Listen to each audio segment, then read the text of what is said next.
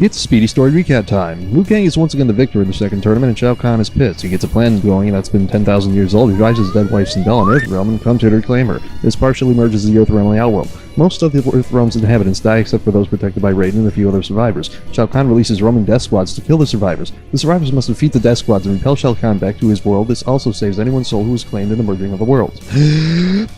Mortal Kombat 3. Okay, I like this game, and this may be another extended episode, but it did signify the start of a Mortal Kombat decline. There was so much done with this game, and I think certain things about how they changed the combat system would have been better in 2.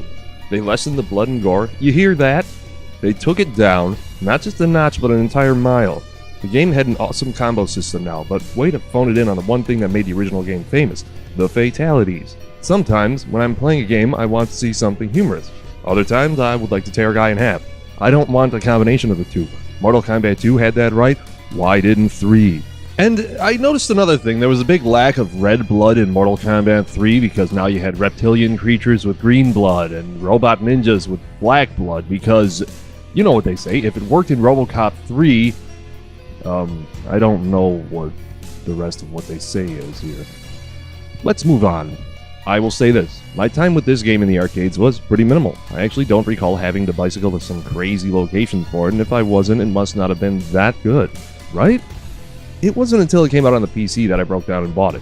This is where I learned to be pretty good at classic fighting games on a computer keyboard. It ran pretty nicely on my Pentium processor with like 75 megahertz, and even though we have cell phones that are 10 times faster than that these days, you couldn't find a more sleek computer back in those days. As far as a follow-up to Mortal Kombat 2, this one failed in one sense but was improved in another. I loved the combat system. To this day I can still get a 12-hit combo with Cyrax. Not much, but I engraved it into my brain for some reason. This is where my friends would call me cheap, or they would call Mortal Kombat cheap. I learned a combo that worked, and yeah, I used it a lot.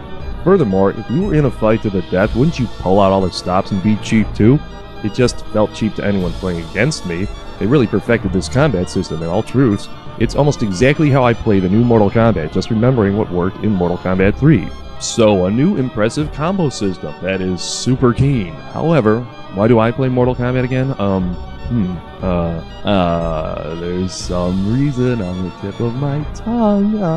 Blood and gore. Mountains of gore and pools of blood. This game was tame by Mortal Kombat standards. I don't even think it deserved an M rating, it just had one because the other games did. Even the many bad Mortal Kombat games that came out later in the series still had better fatalities than 3. It's almost like it was pre-censored before it ever came out. Did Nintendo make this? Seriously, if they wanted to make a new, different fighting game, they should have.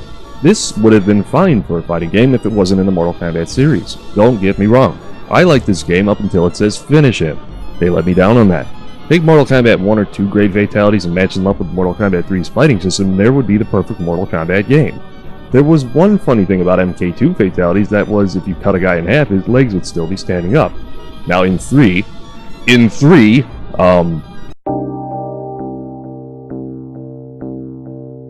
okay, where was I? Now, the fatalities in 3 were nothing original. You had like 4 possibilities. The other guy would burn, blow up, be cut into 4 easily photoshopped pieces, or the only cool one, a bloody skeleton would be left behind. If you blew a guy up, there would be way too many clean and shiny body parts on the ground. 4 rib cages, why not? No one will ever notice. Well, I did, and I felt like I was playing a censored SNES version of Mortal Kombat. Why you do this, Midway? There was also this big innovation called the new 6th button, and you run with it. You could run over to your opponent and do a combo quicker. I guess it beat out jumping twice to get to them if you were on the other side of the screen. Once again, I do like this game, but it felt like a decent Mortal Kombat clone rather than a genuine game in the series. I never did talk about palette swapping. You know why? I didn't care. Everyone made it out to seem like if they have the same clothes on, then they must be the same fighter. Well, since I said palette swapping, this is as good a time as any to transition to Ultimate Mortal Kombat 3 and Mortal Kombat Trilogy. Technically, Trilogy wasn't in the arcade, but that's what I owned on my Nintendo 64. Ultimate brought in some more fighters and backdrops, but that's all I can say. Not even new fighters, just the ones they forgot in the original Mortal Kombat 3. Also, I left out earlier that when doing some in-close combos, the fighters would sometimes pull out a weapon. Well, this is where Jade got that nifty staff that many a competitor of mine's head have been placed gently upon in the new Mortal Kombat.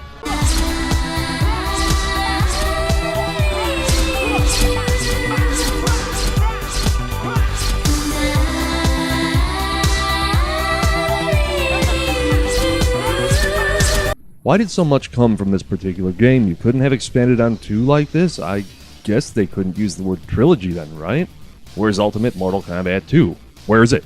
Hell, even MK4 had a gold edition if you bought the Dreamcast version, but 2? No. I guess you can't mess with perfection. You can only get gradually worse until 15 years later. Okay, I'm trying to keep this from becoming an extended episode, so I'll just finish off with the technicalities.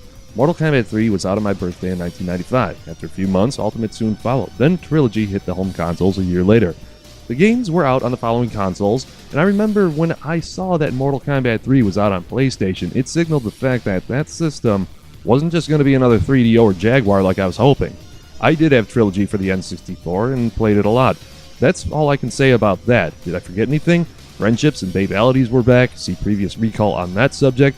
Mercies and animalities. You could get a little energy back to your opponent with a mercy, and then it had to be performed in order to do an animality, but the payoff was too little for all the work. Well, that makes part 3. Stay tuned for part 4. Arcade Past. Let's make it last. Fatalities in this game suck.